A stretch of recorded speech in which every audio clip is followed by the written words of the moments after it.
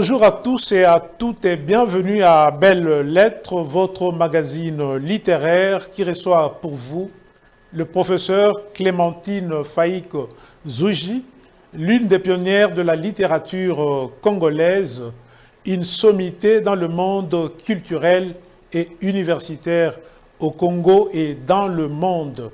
C'est avec elle que je vais m'entretenir autour de la littérature et de la culture.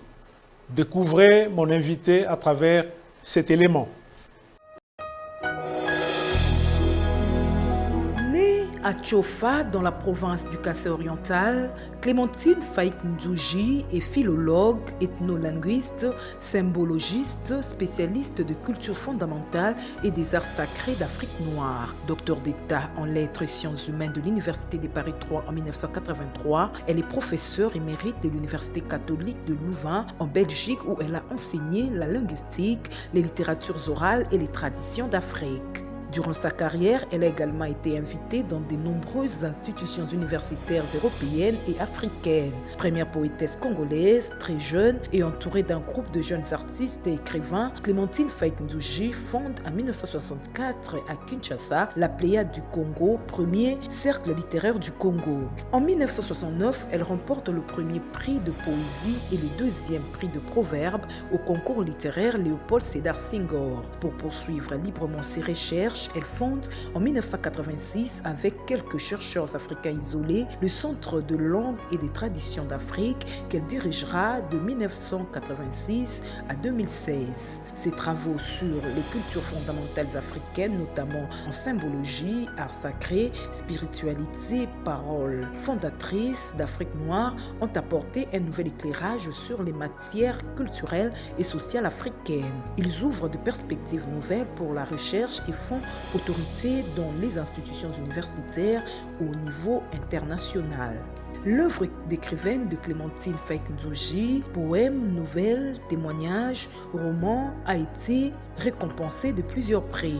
Parmi ses œuvres majeures, on peut retenir entre autres Symbole graphique en Afrique noire, 1992, La puissance du sacré, l'homme, la nature et l'art en Afrique noire, plusieurs fois réédité et traduit en allemand, 1993. Tu le leur diras, le récit véridique d'une famille congolaise plongée au cœur de l'histoire de son pays, 2005. Sources et ressources, panorama des cultures fondamentales de la RDC, 2013. Si le Congo m'était compté, 2020, graphisme porteur des sens 2021, ainsi que de nombreux articles et contributions dans des revues scientifiques. Revenons maintenant aux motivations par rapport à l'écriture de sources et ressources. Quelles sont les motivations profondes à la base de l'écriture de cet ouvrage? Il n'y a pas une motivation particulière à ce livre-là, parce que pour moi, c'est une continuité. Une continuité d'un travail commencé quand j'avais 20 ans. Vous savez, mon premier livre sur les cultures de base, je l'ai écrit, j'avais à peine 20 ans, et le livre a été publié à l'université Lovanium alors que je n'étais pas étudiante. J'étais une gamine, mais qui réfléchissait, et j'ai écrit et j'ai montré à un professeur, le professeur Léo Stappers, pour voir ce que je pensais. Et puis il m'a dit que c'était très bien, il l'a fait publier par l'université et il m'a dit voilà, c'est mieux de faire quand même des études universitaires. J'étais régente, pour pouvoir le faire en toute liberté. Donc ce n'était pas une motivation qui commençait avec ce livre. C'est une continuité de ce que j'ai toujours fait depuis mes 20 ans et qui avance. Moi je trouve que c'est tout doucement, monsieur, parce que nos pays ne consacrent pas assez d'aide, de soutien à la recherche scientifique. Donc, moi, je le fais par tâtonnement parce que je ne suis pas riche pour ne faire que ça.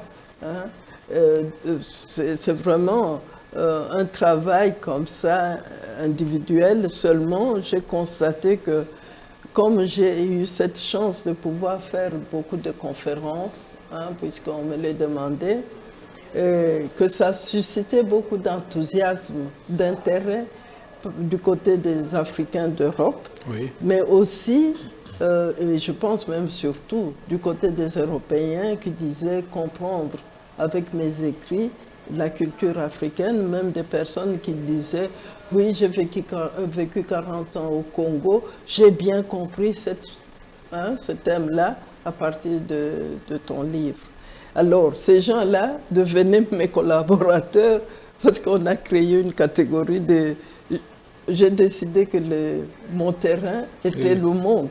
Toute personne que je rencontrais, si elle est noire, je dis « Ah, quelle langue parlez-vous » Dans le train, ça faisait quelques heures dans le train. J'ai dit, ah monsieur, vous venez de quel pays? Mais pas dans le sens où les Belges nous posent cette question, mais ici c'était pour connaître sa langue et commencer à poser des questions. Oui. Donc, et puis je vais me faire tresser les cheveux. Ça dure 5 heures. Alors, j'entends les tresseuses parler et je dis, mais cette Camerounaise qui me raconte ce qui se passe au Cameroun. Je trouve que c'est tout à fait comme au Congo.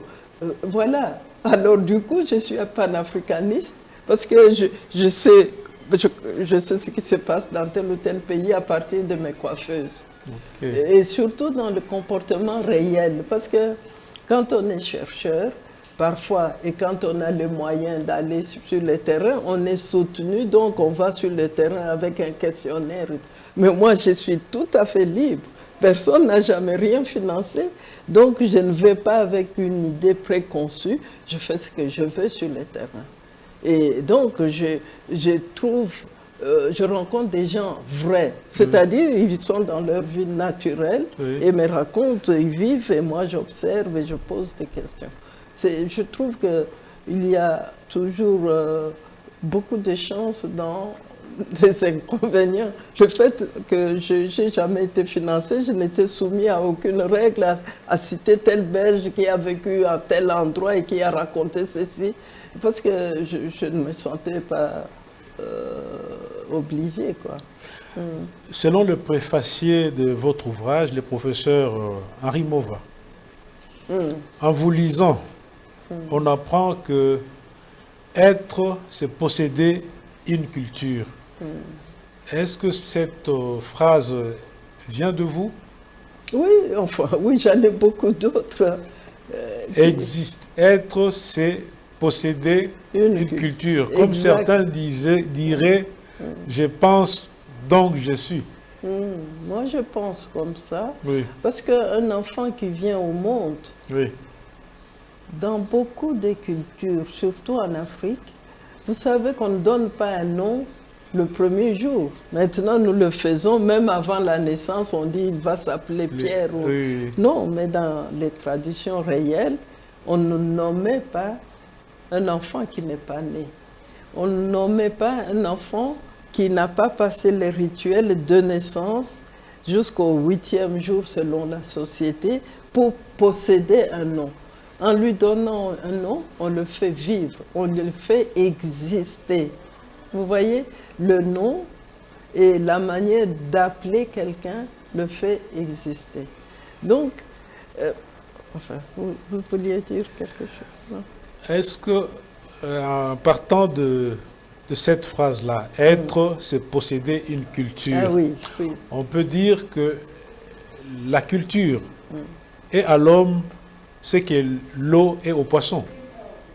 Oui, je pense, parce que nous sommes imprégnés de la culture, imprégnés, complètement, impactés. On ne peut pas imaginer un être humain en dehors d'une culture. Ce qu'on peut dire, c'est que nous possédons plusieurs couches de culture, comme on possède plusieurs couches d'identité. Oui. Nous avons une culture de base, une culture fondamentale qu'on a entendue alors qu'on est encore au sein de sa mère. Vous savez qu'on a fait des expériences des enfants qui écoutaient, non, des femmes enceintes qui écoutaient une sorte de musique pendant toute la durée de la grossesse. Et puis, quand elles ont mis au monde, on a mis, parce que c'était une expérience scientifique, hein, les enfants grandissant, on les a mis quelque part en mettant la musique que la maman écoutait. Oui. Et chaque enfant a sursauté, a été attentif, a réagi. C'est-à-dire, il écoutait, il entendait cette musique-là depuis le ventre de sa mère. C'est pour vous dire qu'on est imprégné d'une culture principale depuis le ventre de notre maman. Et puis après, ça devient petit à petit la culture familiale, puisqu'on reconnaît les voix. Hein, un bébé dans le ventre, les expériences scientifiques ont montré qu'ils reconnaissent la voix de la mère, la voix du père, l'instrument que jouait le père. Donc on reconnaît, on est dans une culture familiale et une culture du milieu.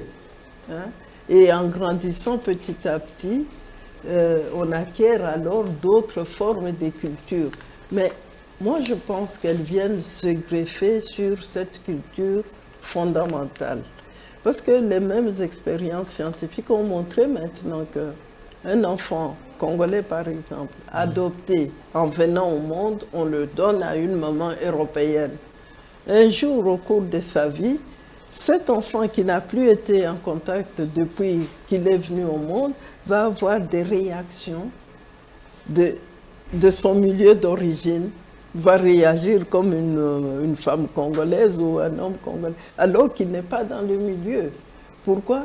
Parce qu'il a été imprégné de ça, alors qu'il était dans le ventre de sa mère. Et que dire de premiers habitants de la Terre? Ils avaient vécu sans culture, puisque la culture se constitue au fur et à mesure... s'est constitué au fur et à mesure qu'ils étaient en train de vivre. Ils ont vécu sans culture. Mais si nous allons dans les mythes, hein, parce que ce sont les mythes qui nous expliquent les premiers, nous voyons qu'ils ont quand même une culture, mais qui commence dans le monde imaginaire, qui est le monde mythologique. Oui, quand Dieu crée le monde, il crée un monde à partir de rien, mais tout de suite, il y a des êtres qui appartiennent soit au règne animal, soit au règne végétal, ou nous autres, nous sommes au règne animal. Hein, mais on a déjà une vie sociale, puisque c'est dans nos mythes qu'on peut trouver l'origine de ce que nous faisons aujourd'hui. Notre manière de pratiquer, de vivre, hein, de relationner les choses, de raisonner. Mais ça vient de quelque part, de nos mythes. Or, mythes sont des constructions qu'on dit imaginaires. Imaginaires, oui. Je ne sais pas. C'est un autre concept qui est difficile à appréhender par le commun des mortels. Le mythe, quoi? À quoi ça sert? Non, ce n'est pas difficile. Hein.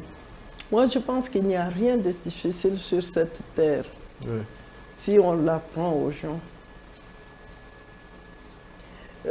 Vous savez, puisque vous avez lu quand même, si le Congo m'était compté, je rapporte à mes petits-enfants des petites choses, comme on nous élevait, quoi.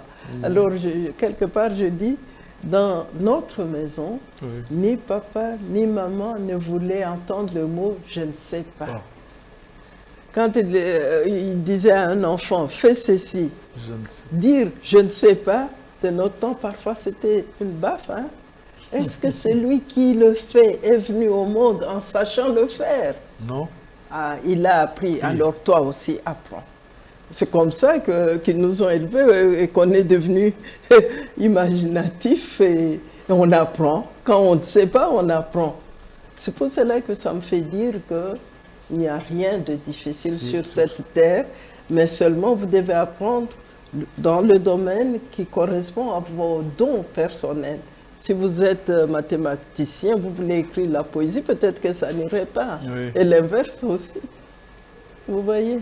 Oui, oui. Est-il opportun, dans ce contexte de la globalisation, où nous tendons vers une culture universelle, de nous focaliser sur les cultures traditionnelles?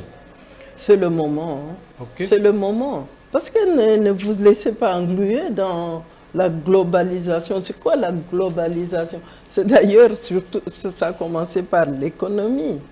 Hein? C'est l'argent. Mais je dis toujours aux Africains, n'entrez pas dans cette idée. On a été globalisé avant que le mot existe. C'est pas vrai? Comment ça? Le fait même qu'on soit venu en Afrique pour apporter la civilisation occidentale. On était en train d'être globalisés. Okay. Mais les Africains ne pensent pas. Ils parlent de la globalisation dont on parle aujourd'hui. Quand vous réfléchissez, vous allez voir que nous, du moins nous les vivants qui sommes dans cette pièce, nous avons été, nos parents ont été globalisés avant que le mot n'apparaisse dans le vocabulaire. C'est ça, nous, on doit toujours pousser la réflexion plus loin que là où on commence à en parler. Hein? Parce que quand vous voyez en 1940 ou 45, vous voyez le Legigos ou... Oh non, c'était Clean ou Milk. Alors que nos mamans allaitaient. On envahit le marché avec ce lait-là de vache finalement. On a globalisé quelque chose qui était spécifique à l'Occident dans un pays où on n'avait pas besoin. Nos mamans avaient du lait. Hein. Et puis maintenant, en vivant à l'occidental, elles perdent la capacité de produire le lait. On vient leur apprendre comment allaiter l'enfant. Vous voyez, c'est tout le temps des contradictions. Oui, un jour j'ai vu UNICEF faire la campagne pour apprendre aux femmes à allaiter leurs enfants plutôt qu'à donner du lait. J'ai failli mourir parce que je me suis dit, mais c'est ce que ces mamans faisaient.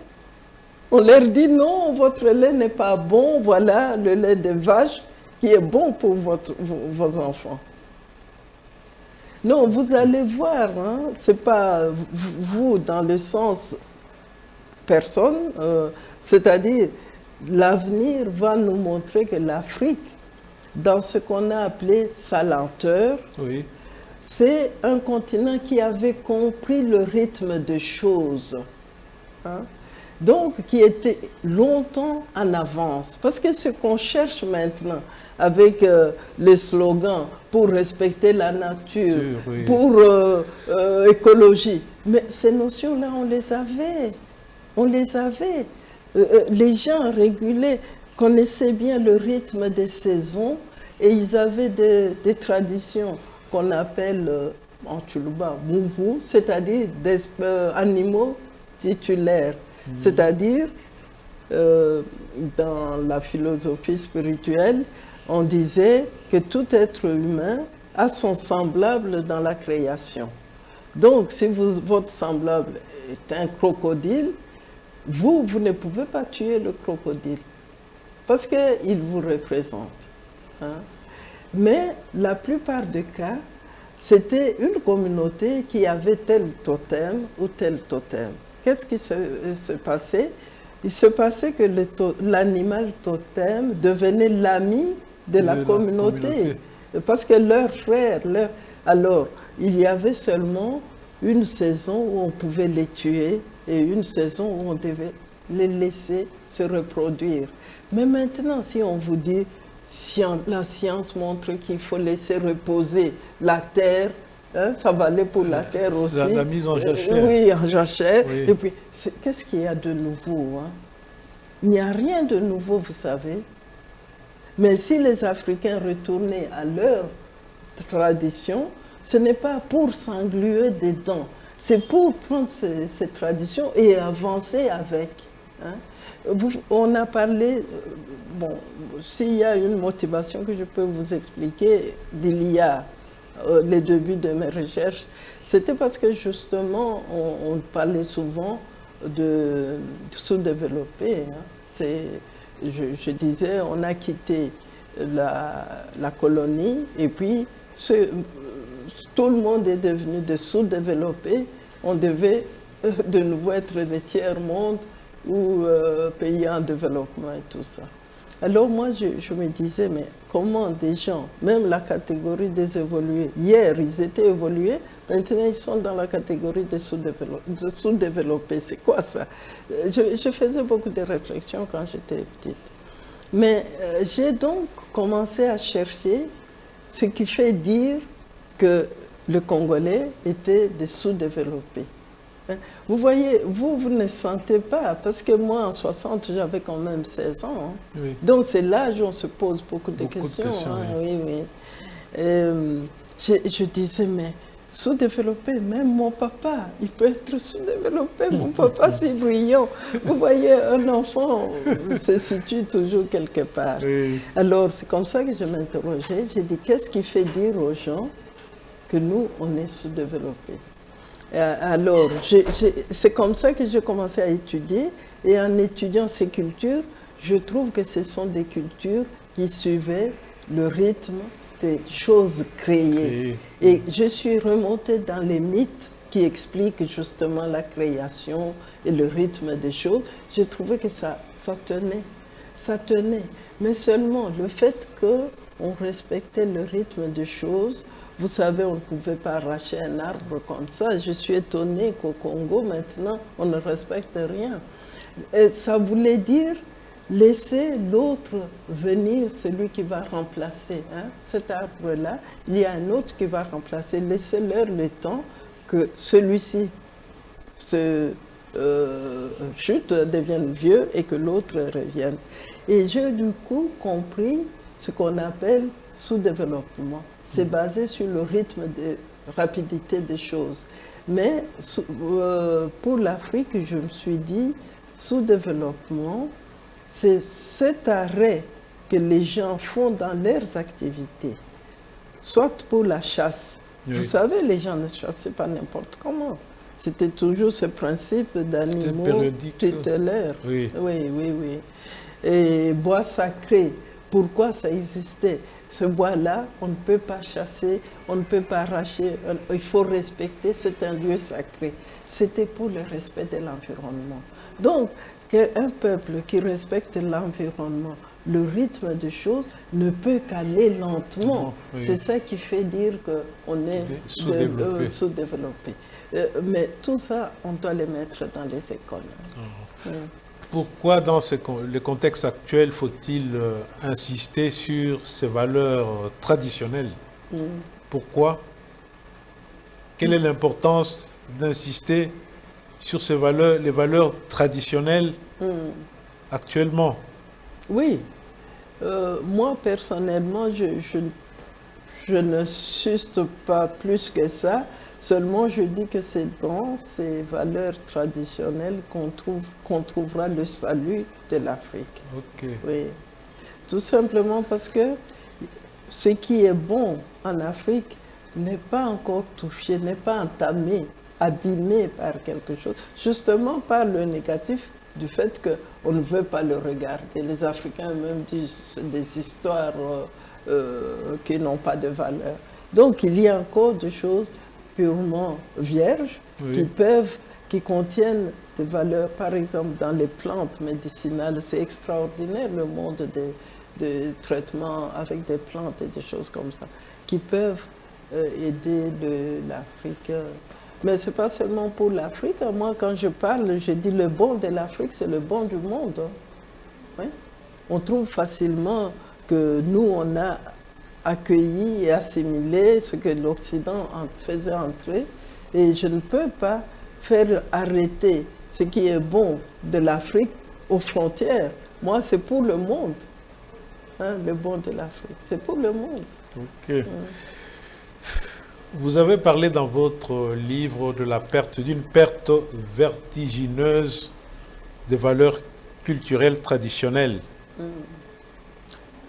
Que peut la littérature contre cette perte-là? La littérature peut jouer un rôle dans la conservation de ces valeurs, dans leur transmission, dans leur survie? Oui, je pense que la littérature peut jouer beaucoup. Vous voyez, à l'époque, je crois que c'est vers le 19e siècle, je ne sais plus très bien situé, quand les gens ont vu, même dans le monde scientifique, que l'Occident perdait ses valeurs. Oui. C'est ce que nous, on voit, qu'on constate, hein, l'Afrique a perdu ses valeurs. Ils se sont dit, nos valeurs ne sont pas... C'était quand même la période où on a découvert le bateau à vapeur. C'était l'industrialisation, donc c'était quelque chose de progrès. Oui. Mais sur le plan spirituel, ils ont senti qu'ils perdaient leurs valeurs. Et qu'est-ce qu'ils ont fait? Ils ont envoyé des gens récolter leurs traditions. Tous les rites qui restent, qui nous viennent maintenant de l'Occident, sur leur manière de vivre, beaucoup ont été récoltés à cette époque. Leurs proverbes, leurs mythes, leurs contes, tout, parce qu'ils se sont dit que c'est dans ces choses-là qu'ils vont retrouver leur âme et leur vraie identité, mais pas dans les inventions de l'époque. Et ils ont commencé à étudier ça. C'est là où il y a eu l'essor de ce qu'ils ont appelé folklore. Hein. Mais vous voyez par exemple les opéras. Oui, les opéras, musique classique. Leur naissance, c'est les mythes, hein, mythologie. Hein. Grec, Orphée, Orphée, oui. Oedipe, oui, tout, ça vient des mythes. Et voilà ce qu'ils en ont fait aujourd'hui. Des spectacles éblouissants, hein, et qui touchent le monde entier. Moi, j'adore les opéras, par exemple. Et c'est devenu un bien, comment on dit, patrimoine culturel universel. Oui, c'est mon rêve aussi pour les mythes africains, qu'on les mette en scène comme les opéras avec les danses classiques et tout. Oui. Et ça donne de la culture aux gens. Lorsqu'on parle de vous, ce qui revient en premier à l'esprit des gens, c'est votre recueil Kassala. Oui. Ce sont en fait des chants Luba, oui, qui sont intimement liés à votre destin, puisque vous en avez fait le sujet de votre mémoire de licence et de votre thèse de doctorat. Oui, c'est vrai. Moi, je suis de culture Luba, mais je n'ai jamais compris où réside l'importance, l'utilité des Kassala. Je sais que ce sont des chants souvent tristes, qui vous font tressaillir du dedans, et qui vous renvoient juste, qui font intervenir l'émotion et non la raison. Est-ce que vous pouvez nous dire pourquoi vous êtes intéressé à ce chant-là et quelle est l'importance de Kassala dans la vie des gens ou du peuple Luba? Personnellement, comme je vous disais, que le parent avait vécu dans des régions qui n'étaient pas notre région d'origine. Oui. Et quand je suis arrivée au Kasaï et que j'avais 7 ans, vous savez que c'est l'âge vraiment clé où on commence à devenir adulte. Et j'ai commencé à entendre ces chants-là. Et ça m'a ému. C'est pas triste. Ça émeut, mais c'est pas une tristesse dans le sens souffrance. Oui.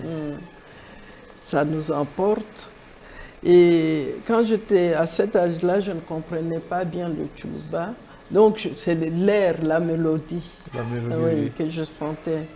Et puis plus tard, ça m'a intéressé comme matière étudiable. Et j'ai écrit un autre livre aussi en dehors de ça. Et puis finalement, jusqu'à mon doctorat d'État. Et vous dites que ça ne nous fait pas réfléchir, mais tout chant, pourquoi ça doit nous faire réfléchir? Le but d'un chant, c'est de nous émouvoir quand même. Il n'y a pas de chansons qui nous font réfléchir en premier lieu. C'est après, quand on écoute, on dit « Ah, voilà, ces paroles-là sont... » Mais le kassala, comme les mbimbi de Bayaka Oui. et toutes les régions, je crois que toute l'Afrique noire possède ces kassala. Hein. Moi-même, quand je suis allée au Bénin, quand j'ai entendu leur kassala, mais je ne comprenais rien, mais je me suis mise à pleurer tellement c'était émouvant. Donc, même au Sénégal aussi, oui, chant-là, oui, ça vous touche, oui, vous ne comprenez pas les paroles. Alors vous comprenez pour la musique classique, quand j'ai dit que, bon, Chopin, ça me touche, ça m'émeut. C'est des choses qui appartiennent à l'homme, à l'humain, peut toucher tout être humain. Bon, ce chapitre-là, je ferme, parce que je peux répondre par rapport au Kassala. Oui. Si vous connaissez les paroles, vous allez voir que c'est un texte qui relie le héros que l'on chante à ses ascendants. On dit, tu es le fils de...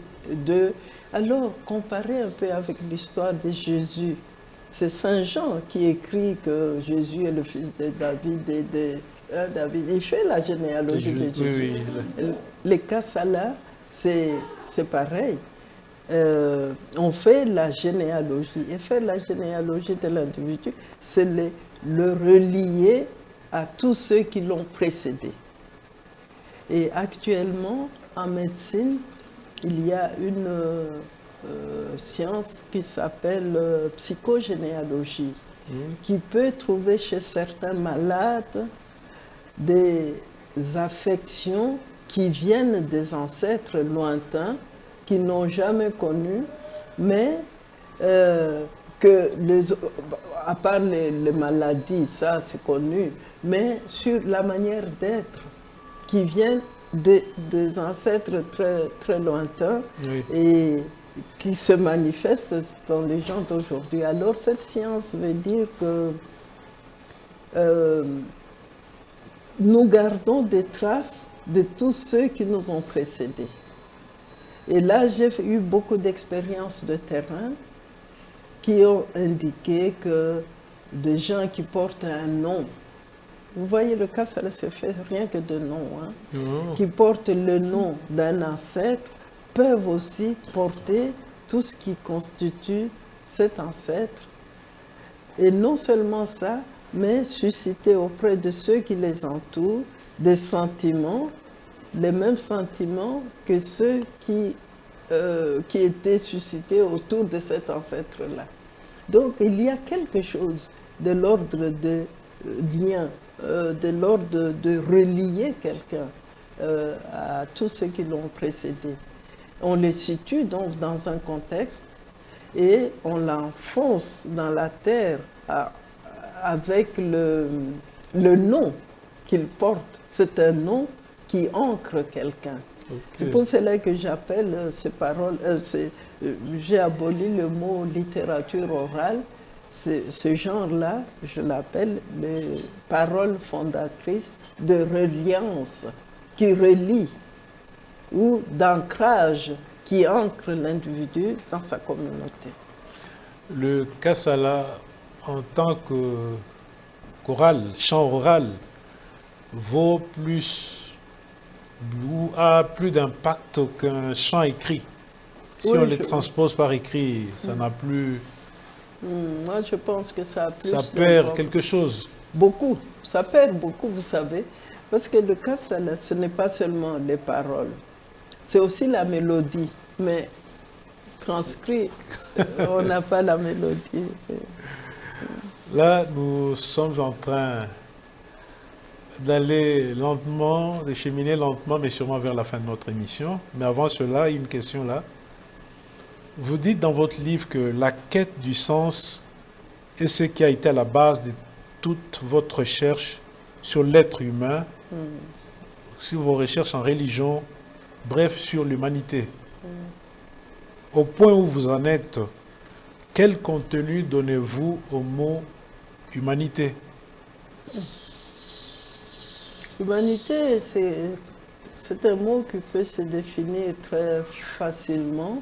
C'est le fait d'être un être humain. cette chose qu'on appelle l'être humain contient des qualités, des défauts, une structure physique tangible, hein, des idées, une manière de juger, d'habiter le monde, qui font qu'on l'appelle un être humain. Et cet ensemble-là, c'est notre humanité. Le fait d'être un être humain, c'est-à-dire de posséder les éléments que je viens d'énumérer. Comment définissez-vous un être humain? Ah non, je ne saurais pas. Je me suis rendu compte que toutes les qualités qu'on donnait aux humains sont fausses. C'était d'autres êtres humains qui les donnaient en disant l'être humain est intelligent, l'animal est bête. Maintenant, tout prouve que c'est le contraire, hein, qu'il y a des animaux très intelligents, mais l'être humain s'octroie le pouvoir de juger que les autres sont plus bêtes. Mais ils l'ont fait aussi sur d'autres êtres humains. C'est un être qui n'est jamais autonome. Oui, il n'est pas autonome. Hein. Il dépend de beaucoup de choses, oui, de paramètres. Mais l'être humain n'a jamais été autonome. C'est pour cela que faire croire aux gens qu'ils sont libres nous a conduits dans le désordre qu'on vit aujourd'hui en Europe. Hein. Parce que je suis d'accord, on peut dire aux gens qu'ils sont libres, mais on doit donner un contenu à cette liberté-là. C'est-à-dire expliquer ce que c'est et savoir où ça commence et où ça finit, et puis demander aux gens qu'est-ce que vous allez faire de cette liberté. Comment définissez-vous cette liberté-là? Non, moi je ne définis pas, je n'essaie pas de définir la vérité, parce que je reste la petite liberté. fille de ce qui est dans ce livre. Oui. Parce qu'un jour, comme mon papa était dans le monde médical, oui. Je parlais, mais j'étais enfant, hein, même pas jeune, hein, enfant. Et il disait, tu vois cette aspirine, hein, puisque, ouais. Si tu ignores que l'aspirine peut te soulager de maux de tête, tu serais bête. C'est une ignorance crasse. Il faut savoir que l'aspirine peut te soulager de maux de tête, mais prendre chaque fois l'aspirine, quand tu as mal à la tête, oui. Ta liberté vient dans le sens où tu peux dire aujourd'hui j'ai mal à la tête, mais comme je n'ai pas école demain, je ne prends pas l'aspirine, ça va passer. Tu es libre parce que tu as choisi de ne pas prendre l'aspirine. Mais si tu dis chaque fois que tu as mal à la tête de prendre l'aspirine, tu es l'esclave de l'aspirine. Et j'avais compris alors que c'est comme ça qu'ils ont voulu nous donner beaucoup de culture générale. Hein, nous éduquer avec beaucoup de culture générale pour connaître. Et quand tu connais, tu peux choisir. Et c'est ça la liberté. C'est pour cela que moi j'ai dit, dire aux gens ils sont libres, mais ils ne savent pas ce qu'ils doivent choisir pour leur liberté. Hein. Donc moi, mon idée de liberté, c'est l'aspirine que je peux prendre ou ne pas prendre par choix personnel, parce que je trouve que dans telle situation, j'ai un examen demain, je prends l'aspirine, comme ça c'est passé. Demain, je suis en congé, je ne prends pas, je vais traîner, ça va passer. Et c'est ça la liberté. Parce que j'ai un contenu que je peux choisir. Mais dire à quelqu'un qu'il est libre sans lui donner un contenu, qu'est-ce qu'il va faire? Le désordre. Il va casser les vitres, il va aller dans tous les sens. Okay. C'est ce que je pense. Là, nous sommes, hélas, arrivés à la fin de notre émission, mais avant qu'on atterrisse, avez-vous un mot à dire à propos de Belles Lettres, cette émission qui vient de vous recevoir?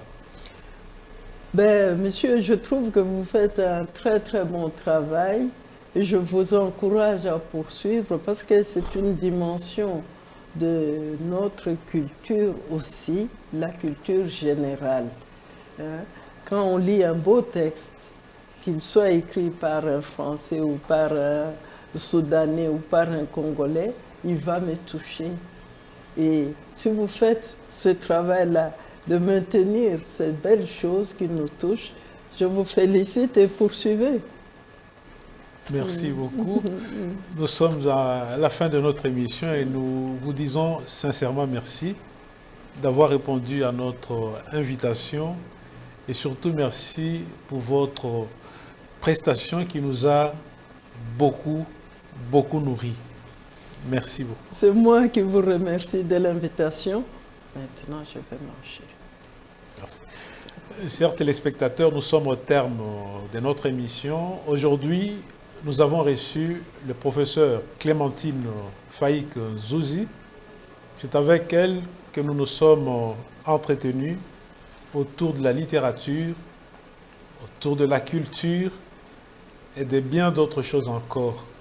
Nous vous disons merci pour votre attention et vous fixons rendez-vous au prochain numéro de Belles Lettres. Bye bye. Bye.